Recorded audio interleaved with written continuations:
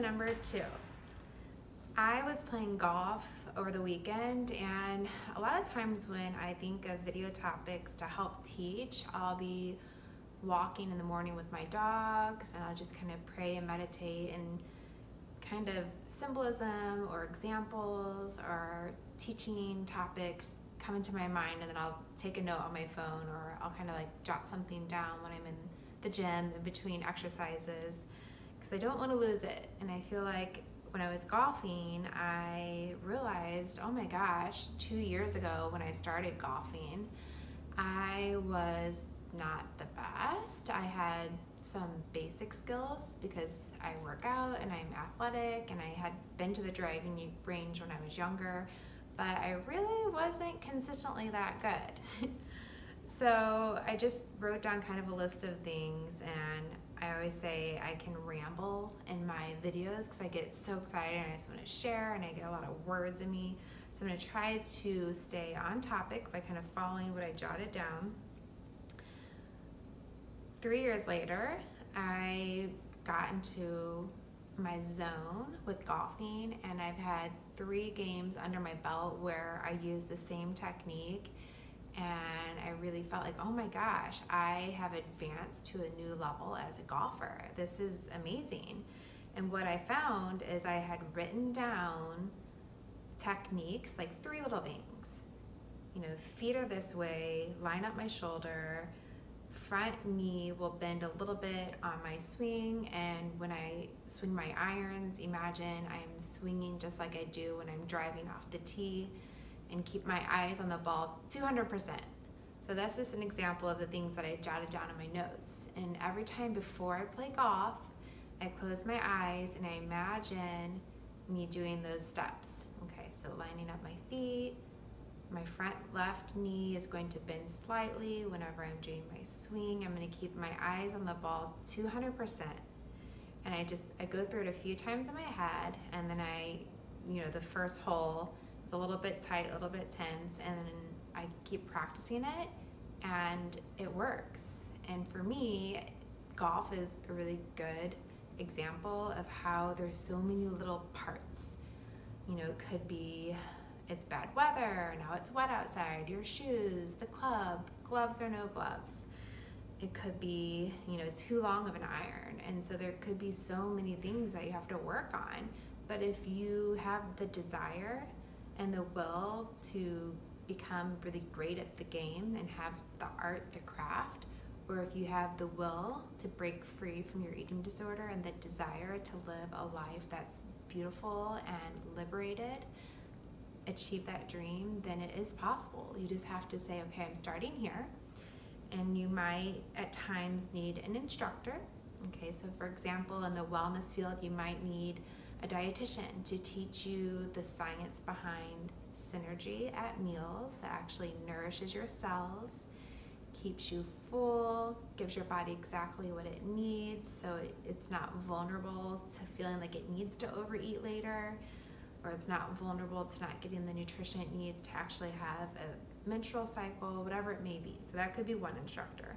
Another one could be an exercise physiologist or a personal trainer to teach you how much do you really need to move your body to have good posture, to feel flexible, to randomly join a game of soccer with friends and not pull a hamstring. The other instructor could be a mental health care provider that helps you sit down and kind of get to the core root of where did those fears originate from, and soothing those, understanding them, analyzing them, journaling those, and you get those pieces to the puzzle all to come together, and then you get to kind of go out and apply it yourself. So like golf, you might start out with a series of lessons, and then you go play some games, and you realize, okay, this worked for me, this didn't work for me, and then you write down what works for you.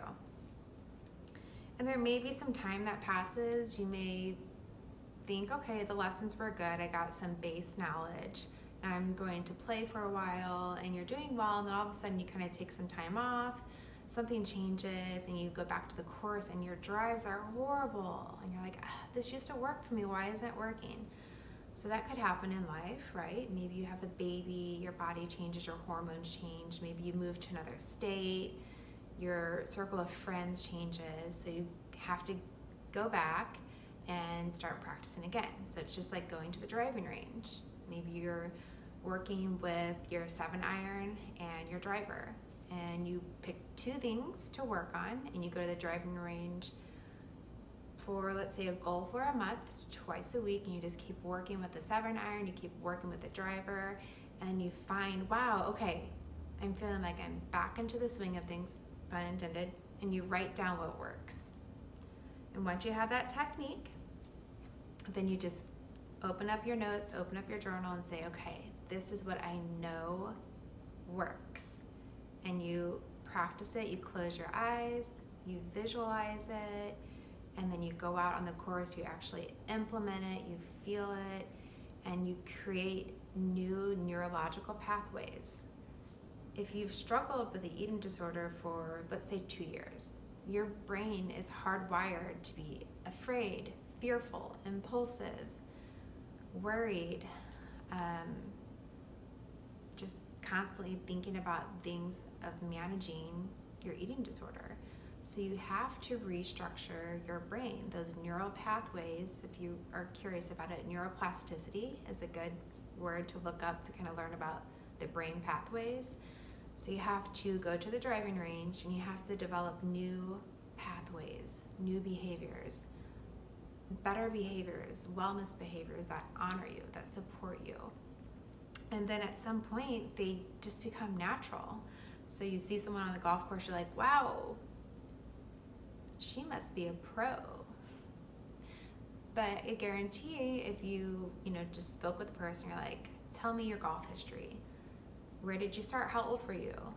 Were you taking lessons? Maybe they played in high school and they had practice, 4 days a week for 2 hours. Well, that would be the same as you starting out with your instructors, getting the tools you need, and then consistently modifying your craft, okay? Or kind of becoming self-mastered in a way, or self-empowered.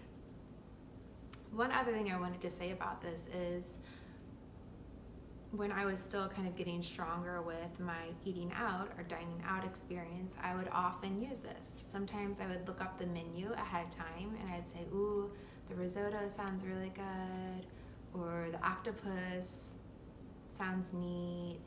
I think I would want a vegetable because I know synergistically vegetables really help give me fiber, and that's great for my GI health. It helps me feel full. Also, it can give me a little training wheels on my bike so I feel a little more comfortable in a vulnerable situation. And I would just plan out maybe 2 options that might play out that evening.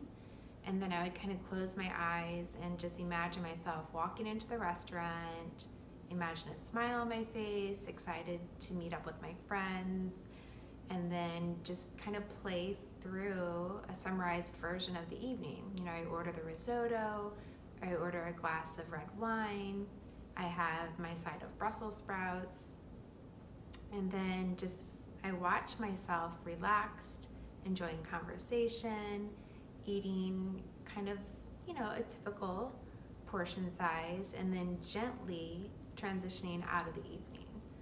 The power of visualization is really, really a gentle way to add some foreplay.